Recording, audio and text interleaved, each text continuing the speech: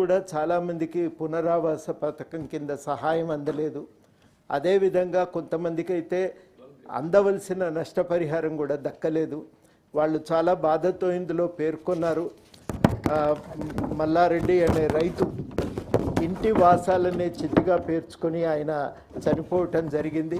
అంత దురవస్థలో ఇవాళ నిర్వాసితులు ఉన్నారు. ఈ నిర్వాసితులందరికీ అందవలసిన పునరావాసాన్ని, నష్టపరిహారాన్ని అందజేసి వారందరికీ న్యాయం చేకూర్చవలసిందిగా వారు పిటిషన్ సమర్పించారు. ఆ పిటిషన్ మీ ద్వారా ప్రభుత్వానికి సమర్పిస్తున్నారు. శ్రీమతి కల్వకుంట్ల కవిత గారు. అధ్యక్ష, ధన్యవాదాలు. తెలంగాణ రాష్ట్ర విశ్వకర్మ మనుమయ సంఘం వారు నాకు ఇచ్చినటువంటి పిటిషన్ను మీ ద్వారా ప్రభుత్వానికి నేను అందజేయాలనుకుంటున్నాను అధ్యక్ష. ఇందులో ప్రధానంగా వడ్రంగి మరియు కమ్మరి సామాజిక వర్గానికి సంబంధించినటువంటి మిత్రులు ఉంటారు. వారందరూ కూడా ప్రధానంగా మరి చేతి వృత్తుల మీదనే ఆధారపడి జీవించేటటువంటి వారు కాబట్టి ఈ సంవత్సర కాలంలో ఈ కొత్త ప్రభుత్వం వచ్చిన తర్వాత మరి కర్ర కోత మిషన్లకు అనుమతి ఇవ్వలేదనేటటువంటి అంశాన్ని వారు ప్రధానంగా రేజ్ చేయడం జరిగింది అధ్యక్ష. కాబట్టి వీటికి అనుమతి ఇవ్వాలని చెప్పి ప్రభుత్వాన్ని మేము కోరడం జరుగుతూ ఉంది. అట్లానే విద్యుత్ సబ్సిడీ ప్రస్తుతానికి 50% గౌరవ ముఖ్యమంత్రిగా కేసీఆర్ గారు ఉన్నప్పుడు ఇవ్వడం జరిగింది అధ్యక్ష. దీన్ని పెంచి 100% ఉచిత విద్యుత్తును అందించాలని చెప్పి వారు అడుగుతూ ఉన్నారు అధ్యక్ష. దాన్ని కూడా మేము ప్రభుత్వాన్ని కోరుతూ ఉన్నాం. అట్లానే ఉచిత కార్పొరేట్ వైద్యానికి సంబంధించి వారు రిక్వెస్ట్ చేయడం జరిగింది అధ్యక్ష.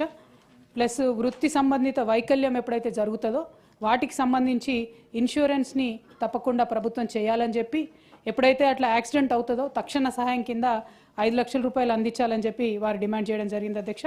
అట్లానే తక్కువ వడ్డీకి రుణాలు ఇవ్వాలి, మేము వడ్రంగి కమ్మరి సామాజిక వర్గానికి సంబంధించినటువంటి వాళ్ళం పేద స్థితిలో ఉంటాం కాబట్టి మాకు తక్కువ వడ్డీకి రుణాలు ఇవ్వాలని వారు డిమాండ్ చేయడం జరిగింది అధ్యక్ష. అట్లానే విశ్వకర్మ బీమా స్కీమ్ అనేటటువంటిది ఇంట్రొడ్యూస్ చేయాలని చెప్పి వారు రిక్వెస్ట్ చేశారు అధ్యక్ష. అదేవిధంగా 10 అడుగుల కంటే ఎక్కువ ఒక కర్ర ఉన్నట్టయితే అధ్యక్ష దాని ట్రాన్స్పోర్టేషన్ మీద ఇబ్బంది ఉంటుంది, రూల్స్ ఉంటాయి కాబట్టి ప్రత్యేకించి వడ్రంగి వారికి మరి ఆ వెసులుబాటుని కల్పించవలసిందిగా వారు రిక్వెస్ట్ చేశారు అధ్యక్ష. అది మీ ద్వారా గవర్నమెంట్కి మేము అడుగుతూ ఉన్నాం. అట్లానే అటవీ భూముల కేటాయింపులో మనకు రిస్ట్రిక్షన్ ఉంది అధ్యక్ష. ప్రతి మండలంలో రకరకాల రిస్ట్రిక్షన్స్ ఉన్నాయి కాబట్టి 250 హెక్టార్లని టేకు అట్లనే జిట్రేగి చెట్లు ఉండే దగ్గర పెంపకానికి ఇవ్వాలని చెప్పి వారు రిక్వెస్ట్ చేస్తున్నారు అధ్యక్ష. దాన్ని ప్రభుత్వాన్ని మీ ద్వారా రిక్వెస్ట్ చేస్తూ ఉన్నాం. ఇక చివరిగా అధ్యక్ష, ఇప్పుడు ఇండస్ట్రియల్ పార్క్ల గురించి గవర్నమెంట్లో డిస్కషన్ అవుతూ ఉంది కాబట్టి ఒక ఫర్నిచర్ అండ్ ఫ్యాబ్రికేషన్ హబ్ని సపరేట్గా మా కోసం క్రియేట్ చేసినట్టయితే వడ్రంగి మరియు కమ్మరి మిత్రులు ఇద్దరికి కూడా ఫర్నిచర్ చేసుకునే దానికి అవకాశం ఉంటుంది. చదువుకున్నటువంటి పిల్లలు ఆ యొక్క పరిశ్రమల్ని వారి కోసం ఏర్పాటు చేసిన ప్రత్యేక హబ్లో పెట్టుకునే అవకాశం ఉంటుందని చెప్పి వారు రిక్వెస్ట్ చేసినారు అధ్యక్ష.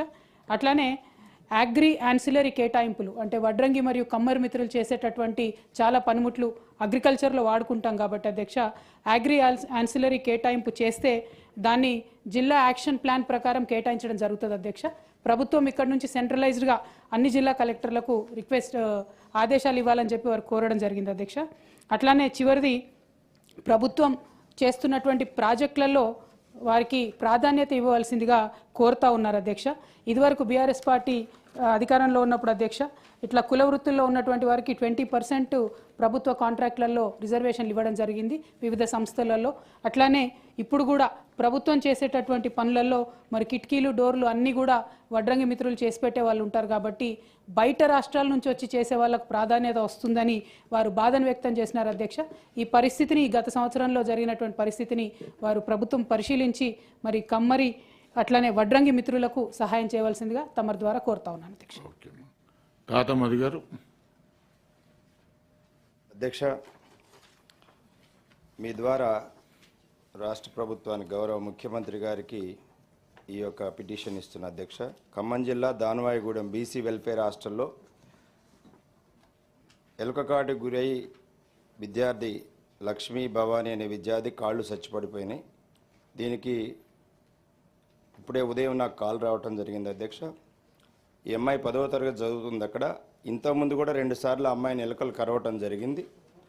హాస్టల్ సిబ్బంది ఎలుక గరిచినప్పుడల్లా రేబీస్ వ్యాక్సిన్ వేయించడం అనేది జరుగుతుంది. వాళ్ళకి కనీసం ఏం తెలియకుండా ముందు రేబీస్ వ్యాక్సిన్ అనేది వేయటం జరిగింది. అయితే మళ్ళీ ఈ అమ్మాయిని రీసెంట్గా నవంబర్లో మళ్ళీ ఎలుక కాటు గురైంది అమ్మాయి.